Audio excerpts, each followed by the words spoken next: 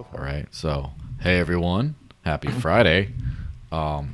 Greetings from, you know, sunny two different parts of the world. Not One sunny here. now it's not sunny. Well, it's semi-sunny here. It's like all the snow is like melting into the ground now. So, Oh, that's beautiful. Sun and snow together. We don't yeah, get that. that sounds like that sounds like a Game of Thrones kind of episode or something. Sun and snow. Winter is coming. Well, We do winter. have snow. People don't realize that just an hour drive from San Diego, you can get snow in the wintertime. My kids Yeah. went sledding just last Friday. Hour drive away. We kind of get it all over here. Yeah, So but that was whatever you kind of the want. situation, like exactly where I'm at.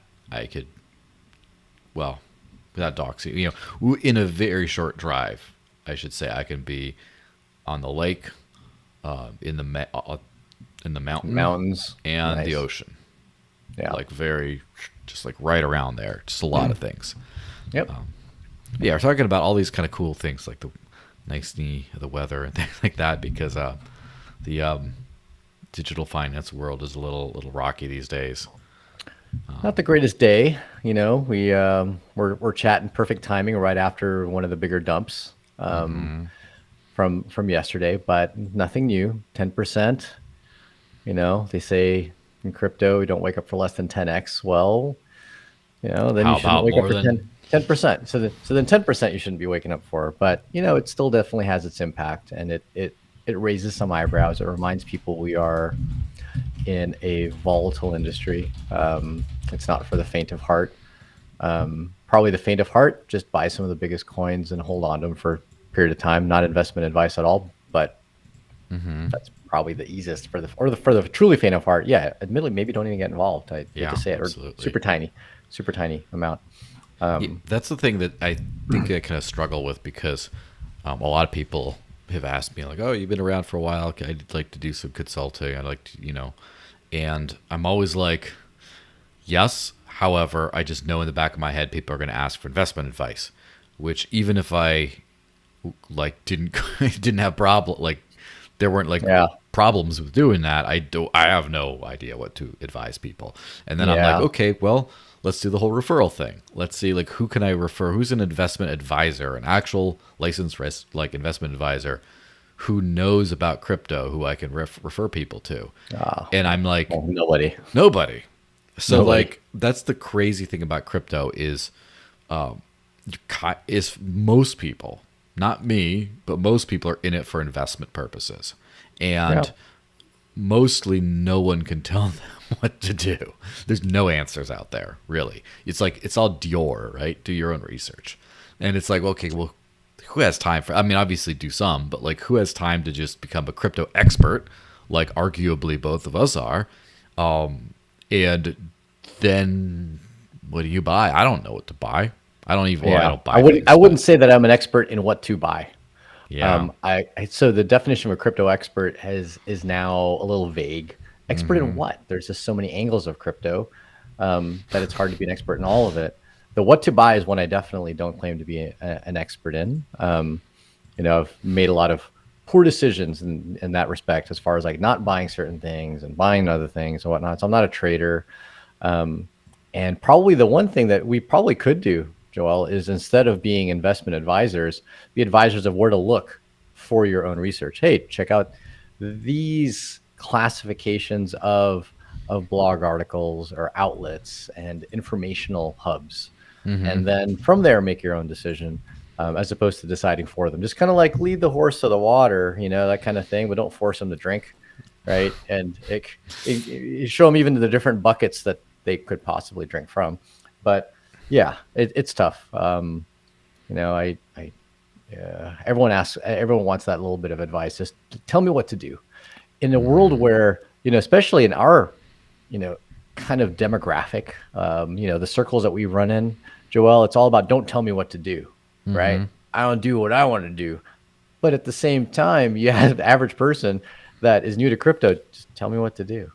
Yeah, I think more people want to be led than especially the libertarians realize. A lot of people actually do want to be led. that is Um, true.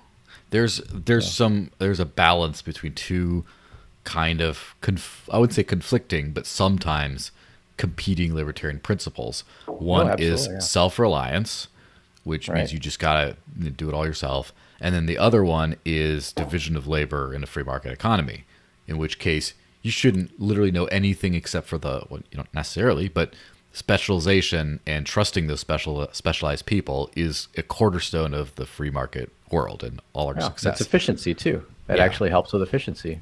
So those You. those two things are in constant balance.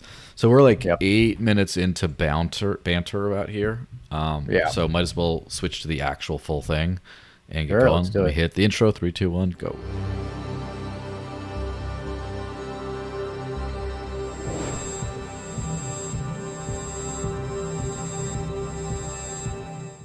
So, hey everyone, happy Friday, happy bloody Friday.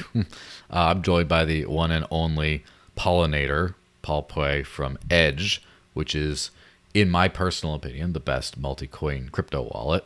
How's it going? Oh, we're doing an intro. Hello, how's it going, Joel? Thanks for having me on again.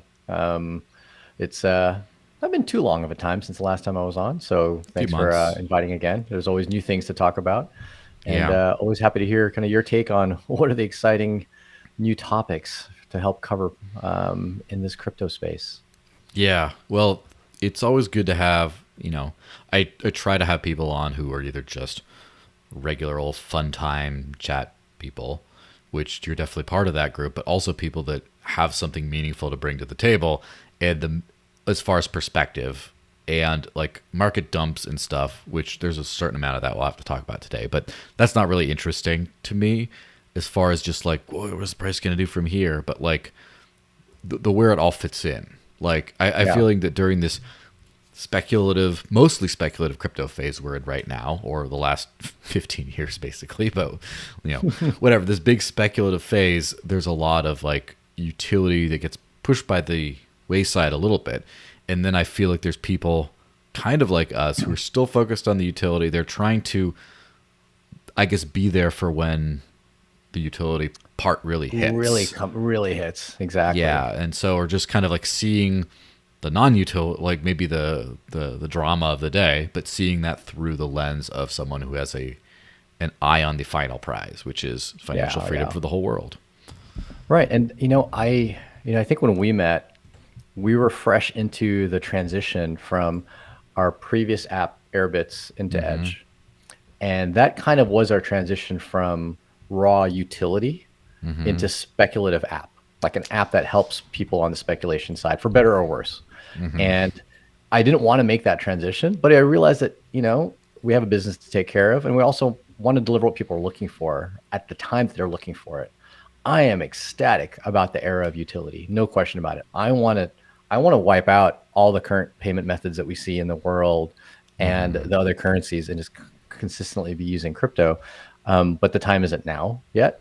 I think the time now is to start not itching, inching away at that. Like really start chipping away at that, both on the tooling, find out where the tooling works, where it doesn't work.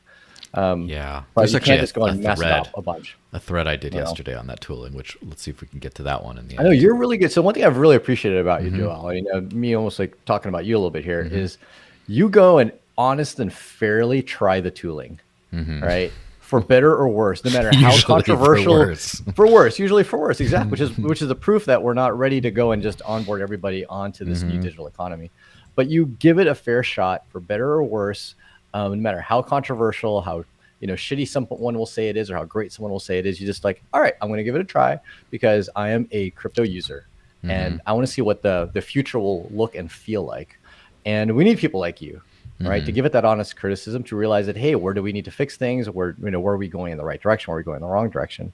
But yeah, that going back to the time when we had met, that was the realization that people are still in the speculative era, and I don't know how long it's going to take.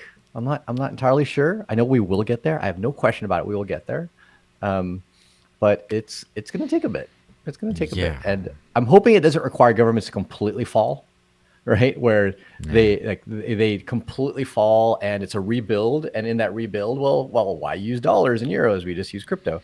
I'm hoping that instead it's a bit more of a shift in what government cares about, because one thing people forget is they think government, the big buildings and whatnot. Government's just made of people. right? At the end of the day, it is made of people. Now it's made of a Yes. bunch of fucking corrupt people, but it is Yes. people, right? Almost And those people, invariably.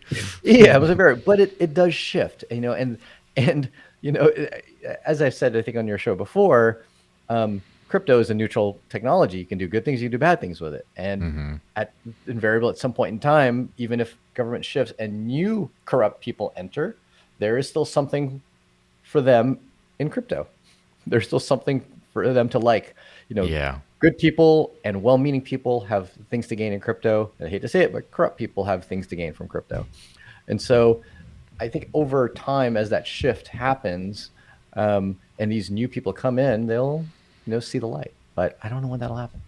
Yeah, I think at some point, and I've talked about this concept a whole lot, which is the negotiation phase between business and regulators, or between the people and their government, where Yeah. it's like the Uber model is, move fast, break things, run away from the cops kind of thing, that whole thing, and then eventually you can't stop it, but you also can't like live like a bandit your whole life, and then eventually you have a sort of negotiation phase with the government where you tell them, look, you're not getting everything, you're just not getting what you want. I'm sorry, but we can give you something so we can call a truce, and then that's kind of where you it come goes. somewhere in the middle. And almost every single time, whatever happens, regulation does get enforced. It becomes expensive and hard to enter that space, and there's barrier to entry. But then those early first movers that just were rogue bandits end up doing pretty well.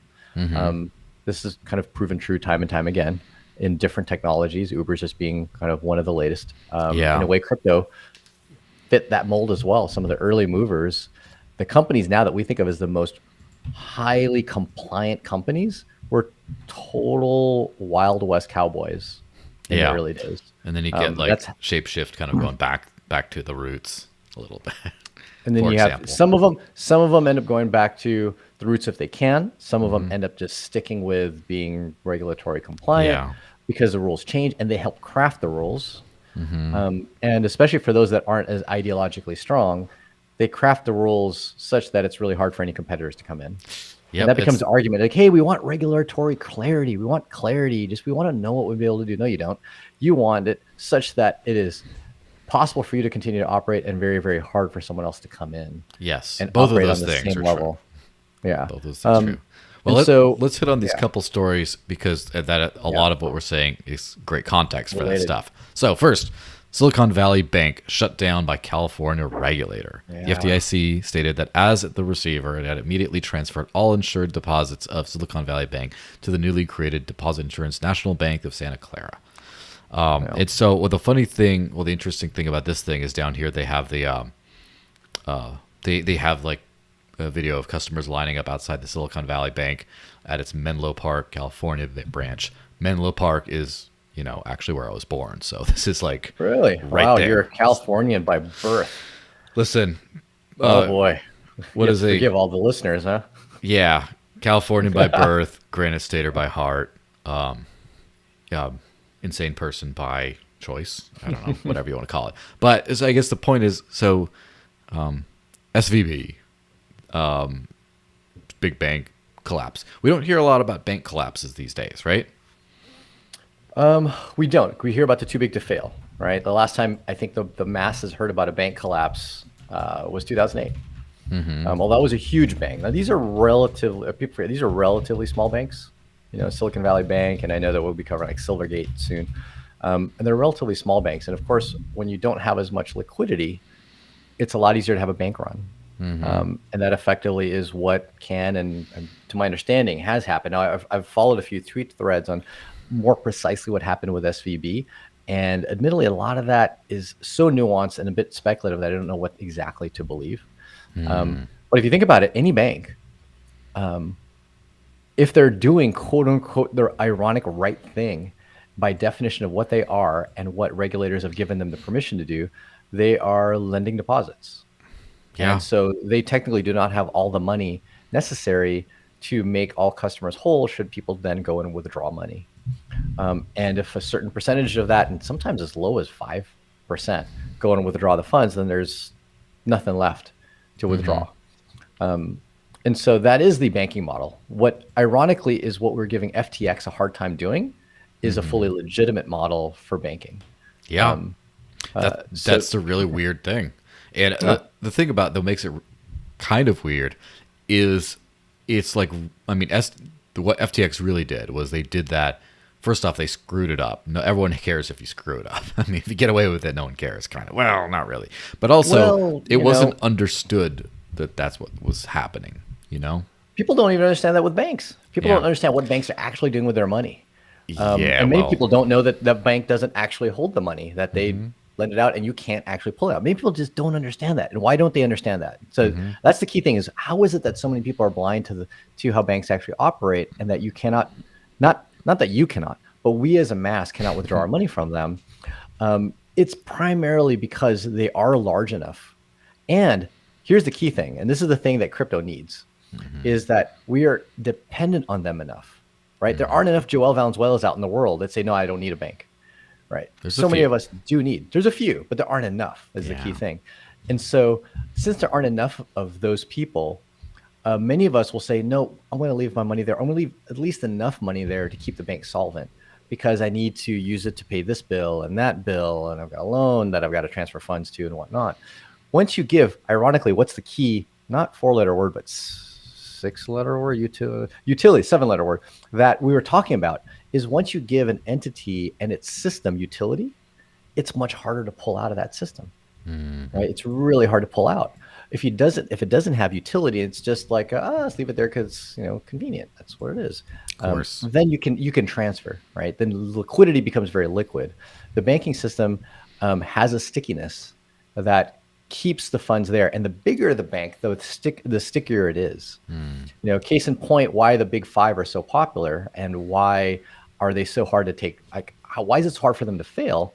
Well, the Chases, the Wells Fargos, the Bank of Americas of the world, they give you the most locations. No matter where I am, I can find a branch to be able to talk to someone, to get cash out, to be able to do business with. I remember one time we had a small credit union as a company when we first started. We now have one of the big five banks as well as the credit union. Why do we even get it? Because somebody wanted to pay us in cash from the other side of the country, literally like tens of thousands of dollars of cash. And they didn't have a better way to give us money, and they didn't want to give crypto because they were a crypto company that needed crypto. Like, they're a company that literally buys crypto all the time. They're like, no, like, crypto's too valuable. We are given cash, so we need to. That's the way we can actually give you money. FedEx. So we open. And we absolutely did not want them freaking FedExing tens of thousands of dollars of cash. And so, what was the easiest thing for us to do? We opened a bank that has locations all around the country, and they literally walk in and deposit the cash into a branch. Right? We couldn't do that with a small credit union. So once again, these larger banks have a stickiness. It's called network effect, right? It's a network effect. Exactly. It's Something we hear all the time. We hear it all the time. And so that makes them almost kind of the too big to fail. You add to that the fact that if they start to become in trouble and get closer to failure, well, then the government steps in, and then we have kind of the collective punishment. It's a term that I borrow from Jeff Wernick, who just wrote a blog article about this, which is everybody gets punished because a single bank who you may not even be a customer of starts to fail, which is you just start to print dollars to bail them out, right? That's the bailout theory, right? Everybody gets punished because one entity started to screw up. Yeah. And that, of course, adds to the too big to fail. And I think a lot of people focus on that part. You just bail them out, you just bail them out. But no, they also forget that it's not just a bailout. Even before the bailout, they're too big to fail because we're so reliant on them. Of course. Which is like, the unfortunate fact with that is that, yes, a lot of these are, I wouldn't say too big to fail, obviously, but they are big enough to where their failure causes like lasting effects. And unfortunately, as soon as they become too big to fail, their likelihood of failing eventually gets close to 100%, if you ask me, right? Like, once they know they don't have to be careful, then they become complacent. Yeah. But they go for quite some time complacent before they do truly fail. Yeah. And I've argued that, everyone says, well, you need to make crypto resilient, right? There's an argument, but then, which means you got to make it decentralized, right? There's that keyword decentralized, which I don't even like using anymore. And it's that old D. Yeah, it's a that damn D word, But what actually makes crypto resilient? Sure, there's some aspect of decentralization. We should not have one node. We should not have one miner or validator or stake, whatever you want to call it, right? Um, but there's other aspects of resilience, and I think banks are proving that there is an aspect of resilience that crypto needs to make it kind of failure resilient, which is that utility word again. If you make it where crypto or some specific blockchain, whether it be Bitcoin, Ethereum, or whatnot, is just so dependent on, like we just need it to function, then everyone and their mother will do everything that they can to prevent it from failing. Yeah, I feel like Just like the government's doing whatever it needs to do to prevent the biggest banks from failing. If the government was dependent on crypto, because that's how it transacts to fail, but that's the one thing we do want to be, in some ways, too big to fail. yeah, there's a certain element of that with early days Bitcoin, like we're talking about 60 to 80% market share Bitcoin, where as the key proof of concept for the entire industry, it kind Yeah, of you don't had want that, and also is like the mother code base for so many different forks that backport and stuff. That was just like, oh, we all have to do that. And Ethereum's kind of getting a lot of that as far as like the whole EVM ecosystem. And Yeah. there's a lot of that like stickiness. And it is kind of there's a tweet thread I did yesterday, which I referenced that maybe we'll get to, that kind of mentions the network effects of like when you get into that solid position. Yeah. But I think within the crypto ecosystem, we as crypto users and advocates and builders find Bitcoin and Ethereum too big to fail, but the world doesn't. Yeah, The people not yet. outside of us don't give a shit about it. They're like, it could fail for all I care. I don't, no skin off my back, I mean, Starbucks does lose its little rewards NFT program Oh, if Polygon goes away, but Oh, okay. The NFT that you're probably holding inside of a Starbucks app that's held on their server with no private key that you control. they're Yeah, gonna rug you. yeah. So Yeah. it doesn't really matter. So yeah, we're not too big to fail to any general demographic that doesn't already own crypto, right? Because there's so many, and that's a large portion of the world. So yeah, only within our little bubble are those two too big to fail. Yeah, and so the final thought on the bank thingy before we hit a couple super chats, at least from my end, is we talk about the fractional reserve and all that. Like, how crazy is it that first off, inflatable at will money that like it never goes up. The dollar never goes up. Maybe against other currencies or other things, but it's always going down. Not only do you Over the long haul, it briefly goes up. Yeah. Here and there, briefly, but long trend. I think if you take any 10-year horizon, it's gone down. Yeah, and so not only you have to use that, but you have to let go of your own money to basically exist in the modern world. You need a bank for 99% of the people out there, right? You need a bank. Yeah. You have to give it to trust someone else with it. And not only that, you have to trust a custodian who literally guarantees that they will not have most of it, that they just gamble the rest of it around. That it's insane that the system makes you, not just that this is common, but that it makes you do this to be a person, really. You have to give up your already fake money to an institution that gambles away. And the only thing that makes this, it's okay, is this FDIC insurance bit. If it weren't for that, that would be like even worse. But not, I mean, I'm not FDIC even, insurance, it covers, what is it, 100K, 200K yeah. at most. So realize if you have any amount of wealth that is worthy, let's just put it this way: no one's retiring on 200K worth, right? Not anymore, no. Not anymore. No.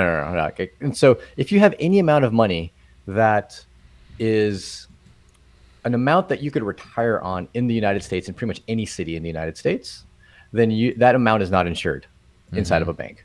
A significant portion of that money is not insured when it's sitting in the bank. So FDIC insurance is kind of just like, it's like that OSHA insurance. At least you have something, Yeah. but it's not sufficiently, it's not significant enough for the savings that most people would be putting in there that is really impacting to their life, long term. So I guess the people are supposed to invest. They're supposed to take most of their money out, put it in other things. But yeah, that's kind of an assumption now, which is why so many people are they feel like starved of an investment opportunity, which is why like there's all this there's a lot of discussion and discourse about, hey, how come these different investment opportunities aren't available to me? And you got to be like accredited, and blah, blah, blah. Yeah, all this nonsense. And then people also fall for a lot of scams because they are so starved of high return investment opportunities that they'll fall for anything that even remotely promises a return better than what they're seeing available to them in the general stock market or their interest-bearing accounts, their money market accounts, their 401ks, which are relatively minuscule relative to inflation. And so it is this little bit of a tug of war with the government wants to protect you from these bad investments, from what they deem are bad investment opportunities, but at the same time they're starving you and making you crave these possible high return investment opportunities and driving people to the scams. And if there's anything that pains me the most about, I don't want to say being in crypto because it's not a crypto thing, it's just a human thing. It's just that it's the sheer number of people that are getting scammed. Yeah. And I think part of that is because we haven't trained our psyche to the DYOR, do your own research. Our psyche is protect me, don't make me do my own research. And then when I have an opportunity that I'm not protected from, but it is an opportunity, and I got to do my own research, I'm just really, really bad at it.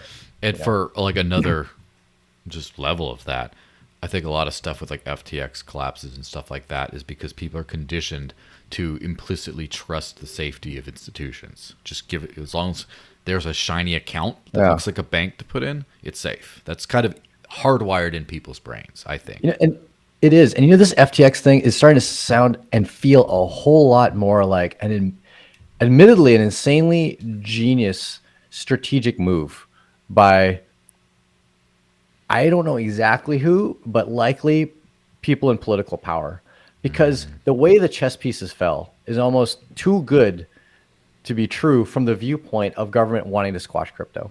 Yeah. Right. If any of the listeners haven't heard a lot of the conspiracy theory around it, where did the money to even build FTX come from? I'm not sure if you've covered this on the show and talked about how FTX rose to fame out of nowhere. Yeah, I mean, I didn't extensively cover it, but we've definitely mentioned that it just, like, no one knows about this thing. I didn't even know who SBF was until I heard, until he was fighting with Voorhees over stuff.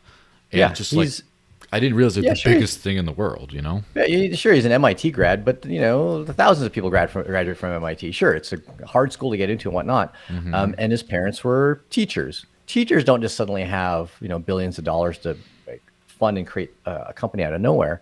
And so the money to bootstrap FTX came about, and the amount of money that is speculated was needed came about around the time that Epstein died. All right. Definitely got to get the tinfoil out. and then where did all the money that FTX made after it was founded go? A ton of it went to politician donations. Right.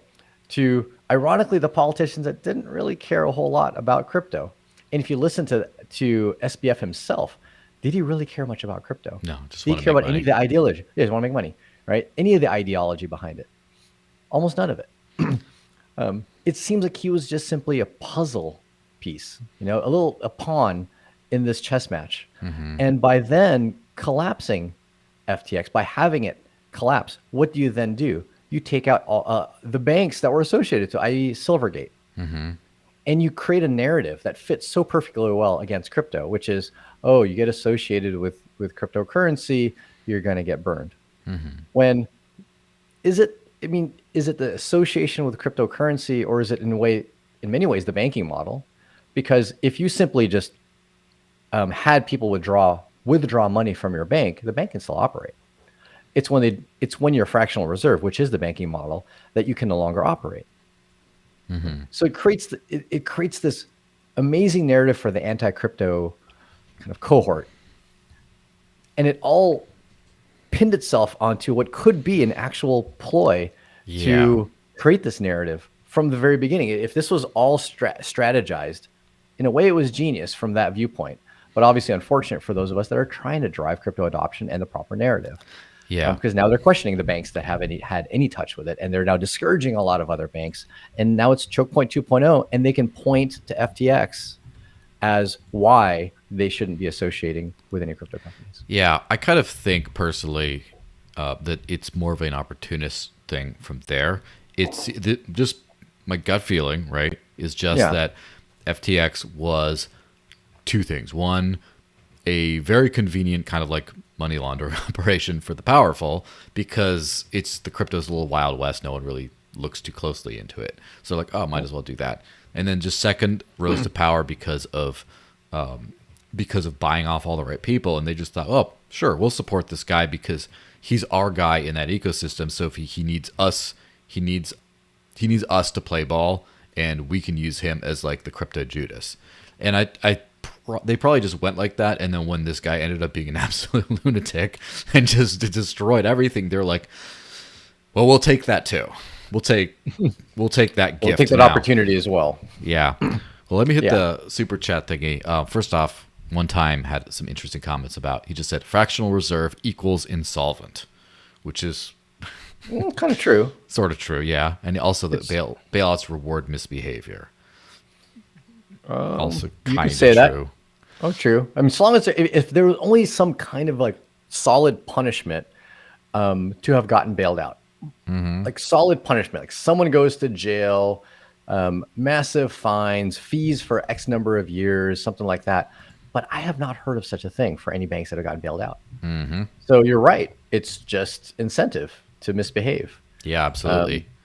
I mean, it's it's kind of like basketball. Basketball is the only sport I know where you can be motivated to foul.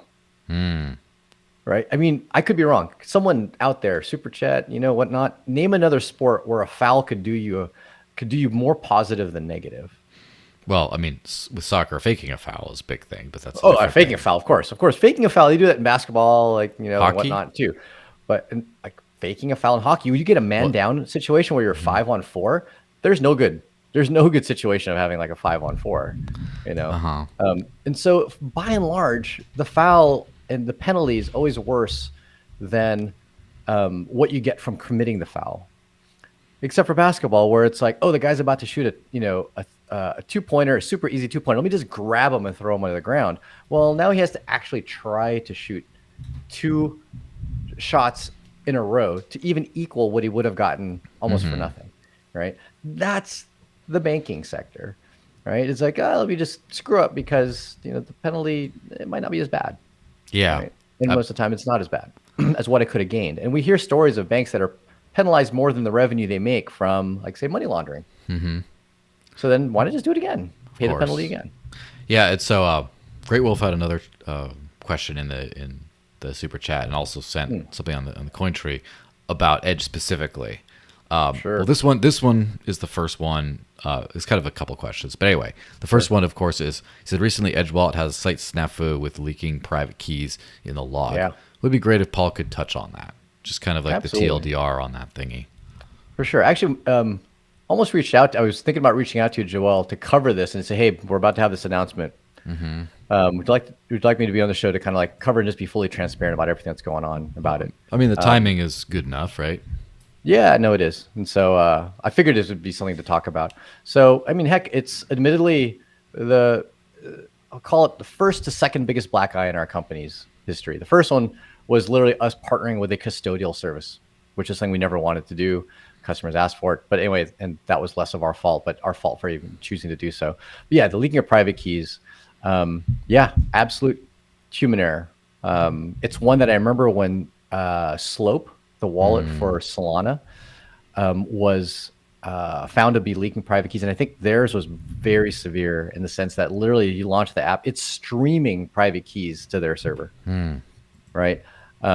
Whereas there was 2 things had to happen in order for a key to get leaked out of Edge and onto our servers. You had to like do a specific action inside of the app, which was go to one of the buy-sell partners within the past number of months when the vulnerability was introduced. And then you had to then upload logs. So fortunately, from everything that we've gathered, it's now been several weeks since we've announced the vulnerability. A whole 2 people have been impacted out of, God, hundreds of thousands, millions of accounts on the platform.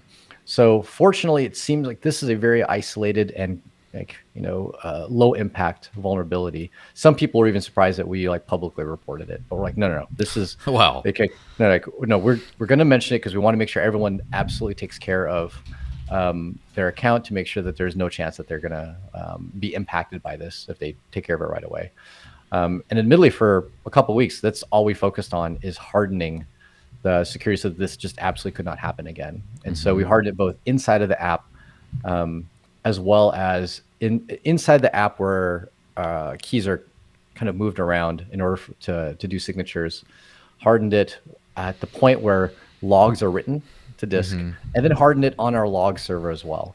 So our server will actually look out for keywords and strings and whatnot that might remotely look like keys and reject them. Interesting. Right. That way, if someone is running an old version of the app that might still try to do this, server will just go, "Oh, sorry, I'm not looking at that. We're not putting in the logs. Just shoot it right back at you. Error," and warn the user at that point in time. So we have several fail safes that we put in.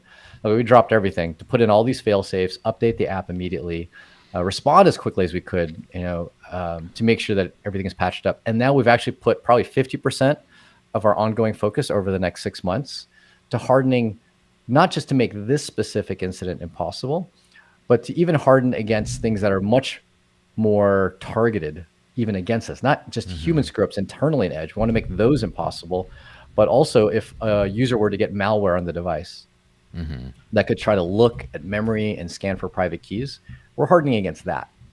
These are things that we've had as far as architectural ideas. Now we're executing on them.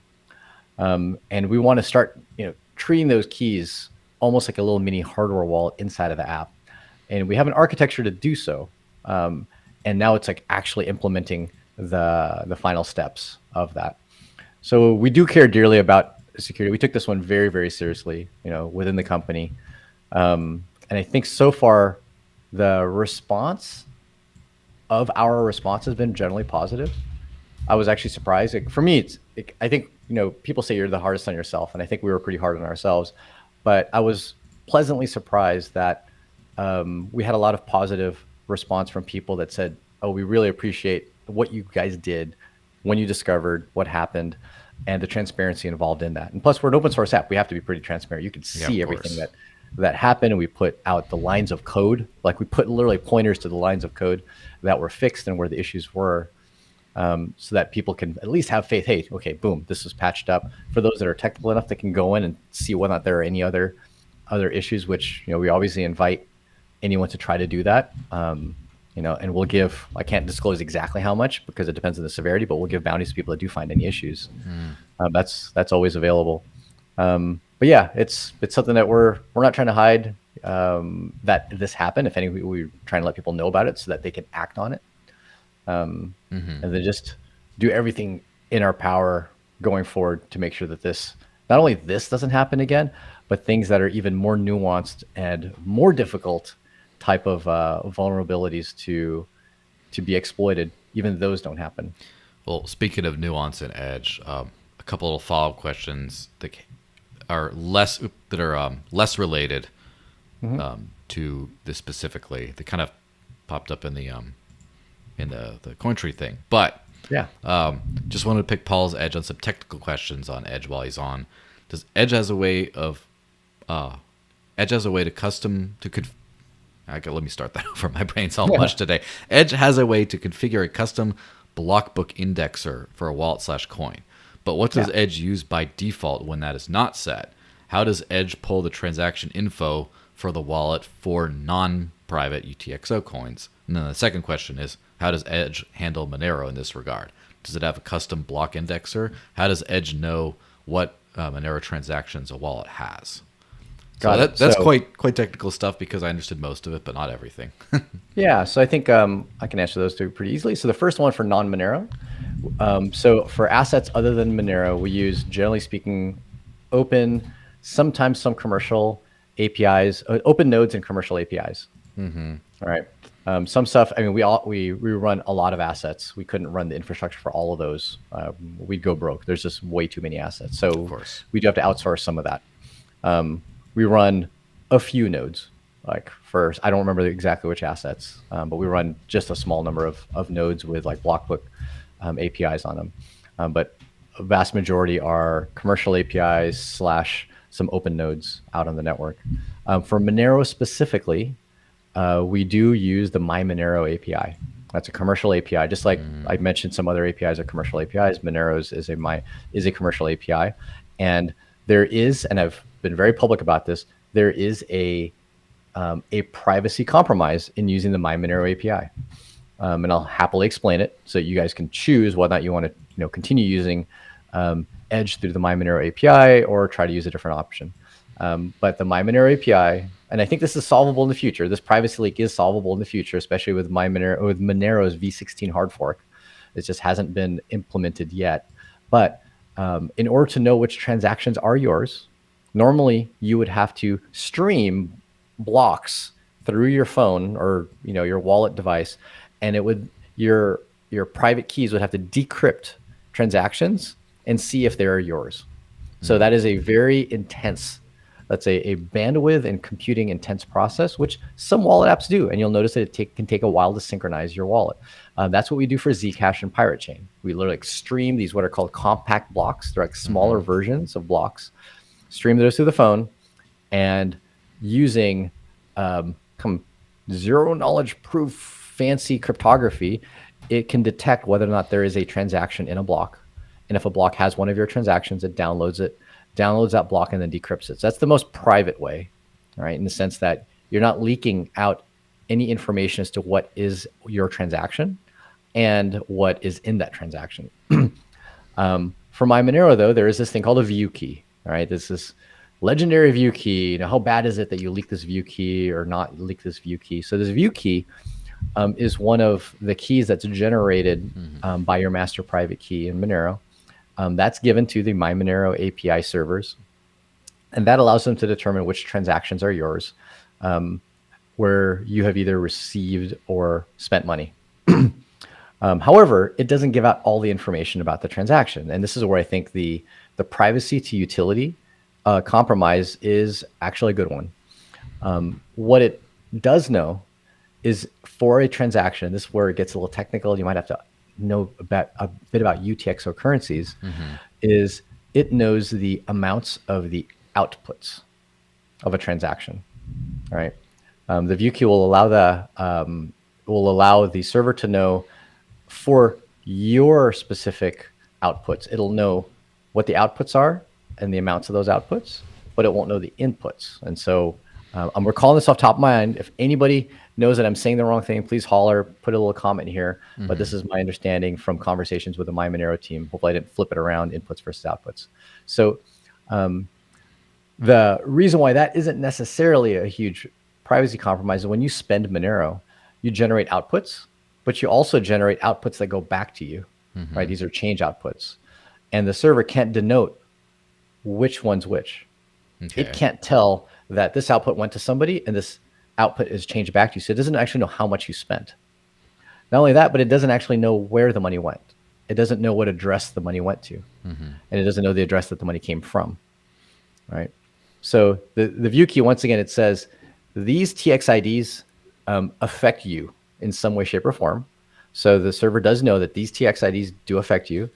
And for the outputs that you generate, it knows the amount of those outputs, but it doesn't know the addresses that they came from or that they went to. So yes, there's a bit of a privacy leak, but it's not enough to fully compromise who you're transacting with and the actual amounts that you're transacting and the balances that you hold. So you don't actually know the final balance of whatever you hold. So that, in my view, is a win from the viewpoint of usability, utility, as we talk about, and privacy. And there is a new technology that got introduced, as I mentioned, in V16 of Monero, which is called, I think it's called tags, which allows a wallet to send a tag to a server, and the server will know which transactions belong to that tag without knowing these amounts and outputs. It'll just purely know, hey, this this transaction belongs to this user who's giving me this specific tag. So that's my understanding for anyone that, is curious about it. There was a discussion, I think we published it also on YouTube, a discussion I had with Fluffy Pony from Monero about these tags. So I think that can be a revisit to understand what's possible in the future. Yeah, absolutely. That's quite a nice deep dive, I'm sure. I'm sure Great Wolf has no more questions. Well, I guess we'll see. Hopefully that covered it. Yeah, but regarding the next unfortunate domino in this whole like greater collapse narrative thingy, Silvergate Capital Corporation will voluntarily liquidate Silvergate Bank. That one hurts. Yeah, the company that claimed that the bank's voluntary liquidation is the best path forward due to recent industry and regulatory developments. Now, in particular, as with everything offline crypto in the last while, there's 3 letters which I see pop up, which are FTX, right? Mint and crypto firms, including Coinbase, Paxos, Gemini, Bitstamp, and Galaxy Digital, announced in March that they would cut ties to the bank, following an investigation into Silvergate's alleged involvement in the collapse of FTX. So there we go. Yep.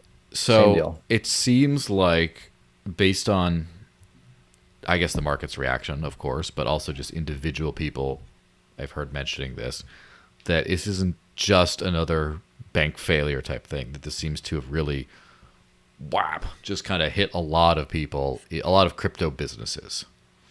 Yeah, it hit a lot of crypto businesses because Silvergate was probably the most crypto-friendly bank in the country. I don't know if that was still that way before FTX, or if other companies, other banks have already formed that were much more competitive. But their name has been around for years.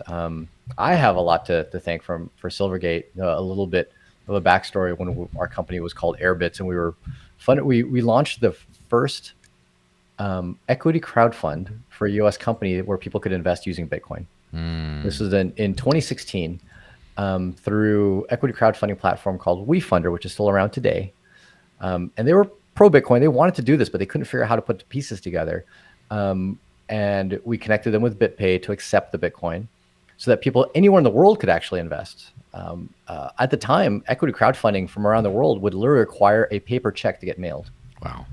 If you were not in the US. And the issue that WeFunder had was their bank did not want to take money from BitPay, even though it was going to be all cash. It's like, you pen Bitcoin, it gets converted to dollars. Their bank were like, no, we're not touching any money if it has any association with Bitcoin. So we connected them to Silvergate. Weird. Yeah, you figure it's just dollars, right? So Silvergate came in to save the day, and BitPay plus Silvergate plus WeFunder was able to launch this, and we raised a decent amount of money that definitely allowed us to build what is now Edge. And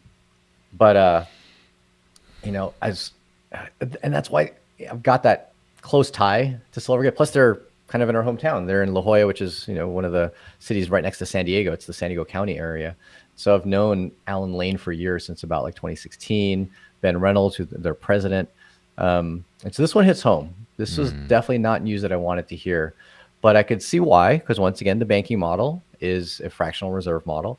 And if one of your largest depositors, i.e. FTX, goes and implodes, then whatever money they had in Silvergate would have to get pulled out.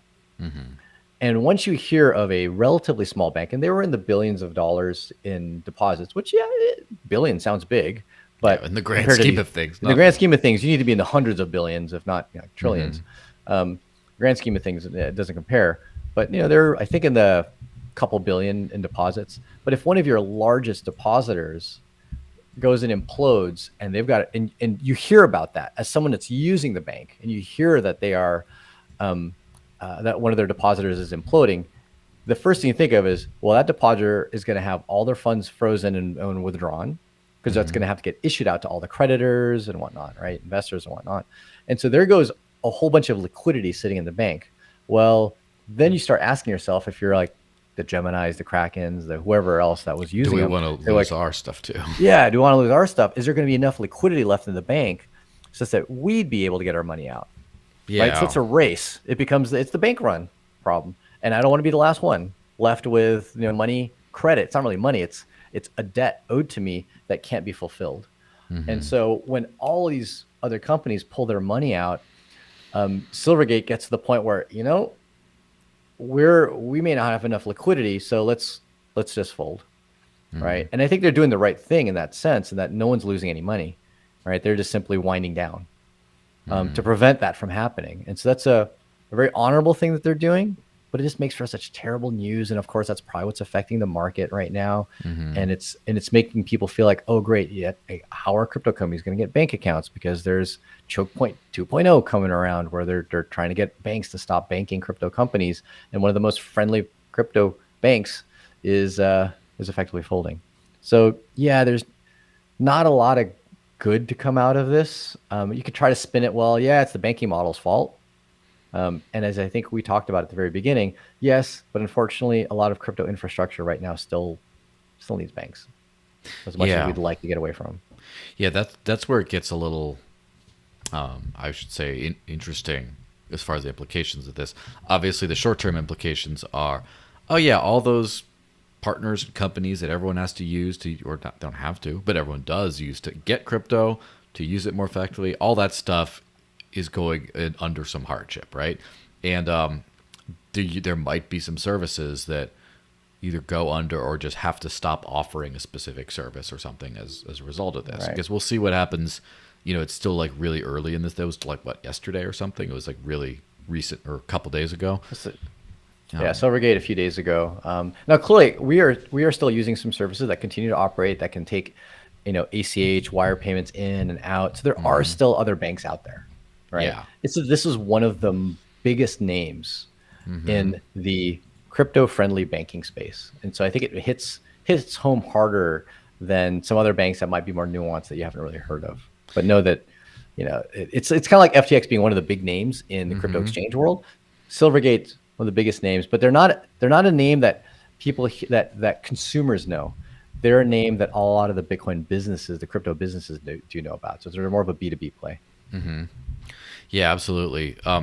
So real quick, just to be conscious about stuff, do you have a hard out at any point soon? I do have a meeting at 1. I can maybe just close out a couple minutes late into that, but yeah, I do have to run over into another commitment in a few minutes. Yeah. So like about how many minutes so we can time this stuff right? Let's shoot for 4. 4 more minutes. All right. Yeah. So let me see which one of these things do I want to hit on here. Well, one thing about it's kind of like the good side of this whole thing, the good end to it, is obviously decentralized tech and things like that, which reminds me. So I'm highlighting here on the screen for those who can't see it, a tweet from Alux of the Maya protocol saying, "New chain, who dis?" So as of this week, the Maya protocol is launched, which is an official friendly fork of Thorchain. And it's been like any founding protocol. It's been like a whirlwind of crazy things going on.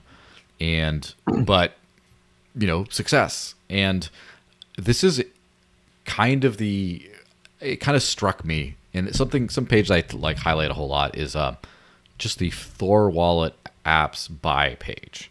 Now, Thor Wallet is obviously a Thorchain front end, which is also the Maya protocol's launch partner, right? And they also partner with a couple different fiat on-ramps, both of which offer a certain amount of KYC-free buying of crypto.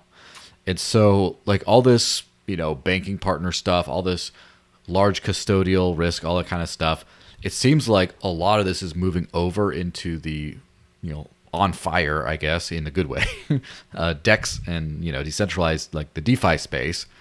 And of course, you still need the banks for like the fiat on-ramps. Right. But I wonder, even because of this kind of a world, what is it going to be like if the banking systems start to like not really be friendly in the US? I wonder if there's going to be some very like well-respected stablecoin issuers based in other countries, to where people in like US companies can still service crypto because they can just easily swap over to stablecoins, and even though the stablecoins can't get cashed there, they can get there. And then stablecoins become more of a common thing, and so companies don't really feel like they need to have the exact same banking access. But anyway, I'm just kind of hopeful that obviously it's it's not like let's just go from CeFi to DeFi like that. Like, it's not that easy. But I do think I think we're moving there.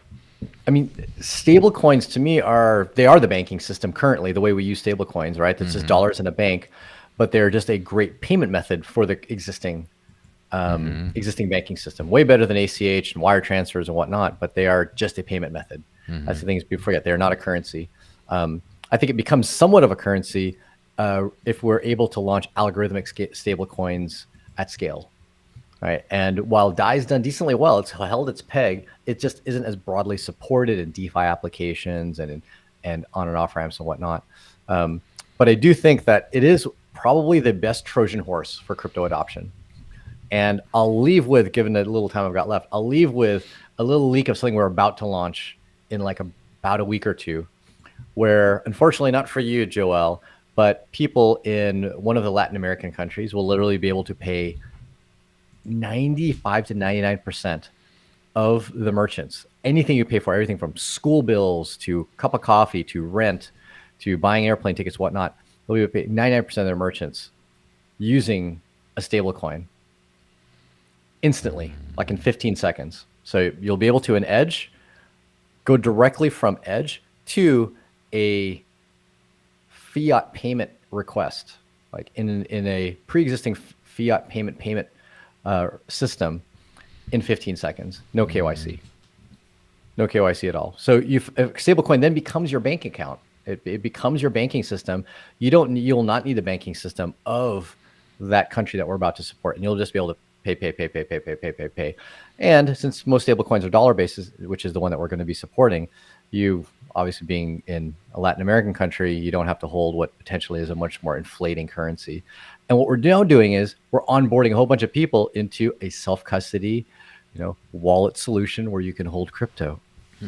And so that is the Trojan horse that hopefully gets them into other cryptocurrencies that are not stable coins, but hopefully actually have better upward price trajectory and also less resilience on the banking system than the way stable coins have today. Yeah. So that's quite exciting. We'll know about that.